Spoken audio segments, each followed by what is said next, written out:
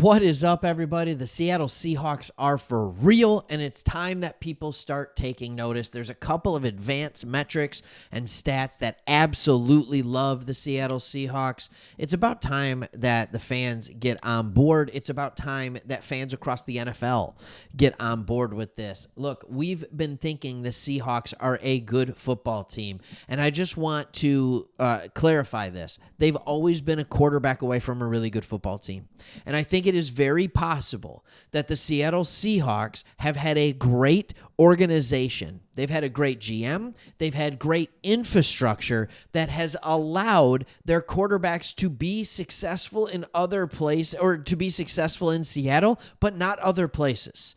And I'm not, this is not a quarterback episode. This is a team episode. And I want to talk about that team. But the quarterback is one of the telltale signs around everything. So before we get into that, if you are new to this channel, my name's Craig. Me and my buddy Chris started this channel a few years back after we had already had a channel. It was called Sports Talk Detroit. We are Lions fans.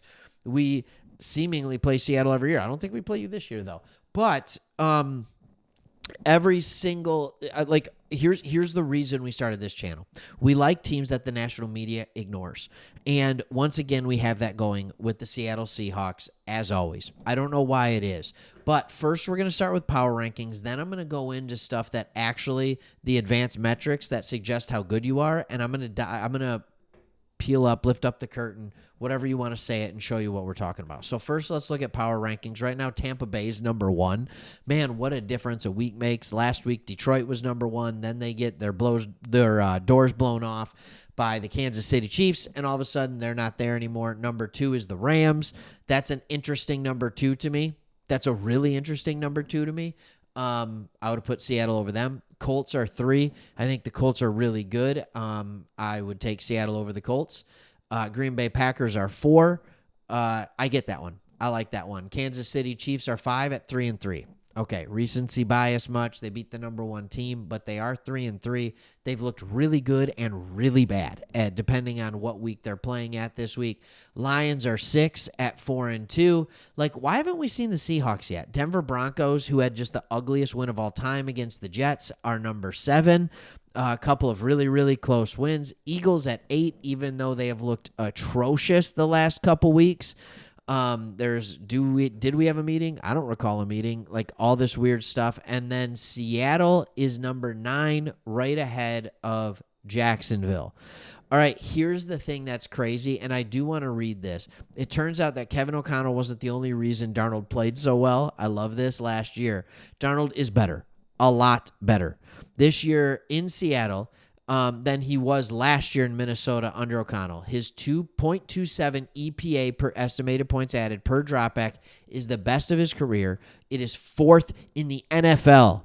He's 36 in fantasy scoring, if you care, after being drafted 163rd on average. All right, I don't really care about I do care about fantasy. I love fantasy football. In fact, Sam Darnold is I'm in 3 leagues, and he is my quarterback in one of them.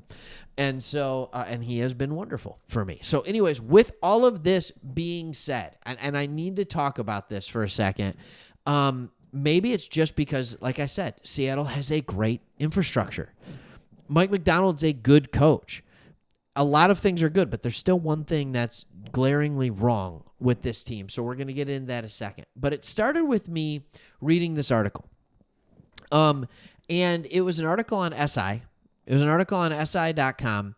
And basically, it talked about how advanced metrics suggest that Seahawks are the best team in the NFL. This is very interesting. DVOA is a statistic that measures NFL offenses and defenses on a play-by-play basis. It adjusts to the quality of opposing unit they are facing. It's essentially a very nitty-gritty system that applies an actual quality rating to the different phases of the game for each team. The statistic loves the 2025 Seahawks. Seattle is the best team in the NFL, according to Schatz, who came up with this thing. This has been a thing that absolutely has kind of like, people talk about DVOA. They talk about the importance of it. They talk about analytics. It was created by Aaron Schatz, the chief analytics officer for FTN Fantasy. It was defense adjusted value over average. Basically, what would happen on this play if everything was normal, and then what did the team do to create an advantage for themselves? They're number 1 in the NFL in this. Now, I like DVOA. I do think it's a good stat. It's a little less well thought out than this guy, which is what I use a lot, which is PFF. All right? PFF grades each player individually based on what they're supposed to do on a given play. What you can see here is that the team grades for Seattle, they are second overall. They are number 1 on offense. They are 11 on defense, and they are second, which is crazy to think about because you have a defensive-minded head coach. Look, Sam Darnold's a good quarterback. And he was good in Minnesota, which is known for being a QB-friendly situation. But I need to talk about this for a second. He goes from Minnesota to Seattle. Everybody thinks, oh, he's not going to play that well, right? Like, he's going from O'Connell, which is just a quarterback whisperer, just a phenomenal head coach, and who fixes every quarterback. I mean, look what he did with Kirk Cousins. Look what he's going to do with J.J. McCarthy. Look what he did with Sam Darnold. Everybody works there.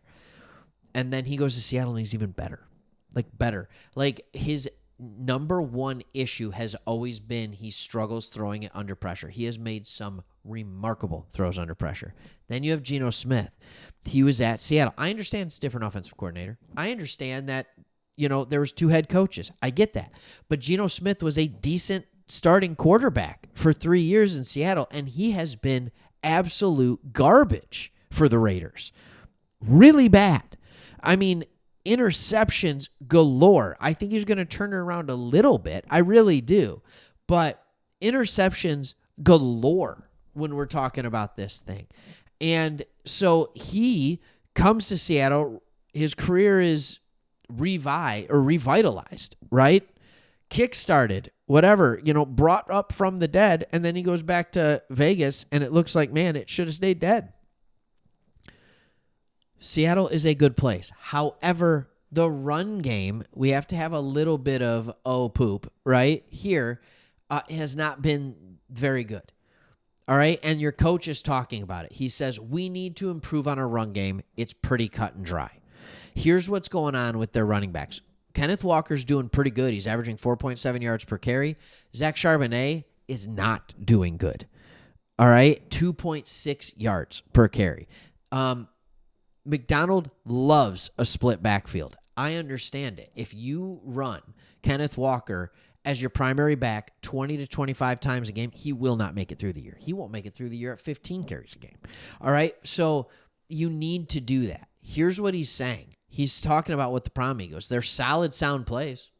They're the plays we've been running since April. It's not like we're reinventing the wheel every week, figuring out new ways to run the same package set of plays. It's a block here. It's a block there. It's a communication thing. It's an angle thing. It's how we run it. It's all of these little things.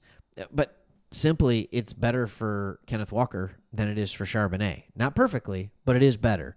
So, I don't know. Something to look into. But if I am a Seattle Seahawks fan, I'm very excited where this is going. To me, there are very 2 clear teams in the NFC West. It's you and it's the Rams. And that's what it's going to come down to. And by the way, you're winning. You won this past week. You almost won the week before with a secondary that's completely dismantled. So get healthy, get some guys back, and life could be changing really, really well for you. You're already 4-2. This could be one of those really fun seasons. All right. Hey, thanks for watching. We'll see you on the next one.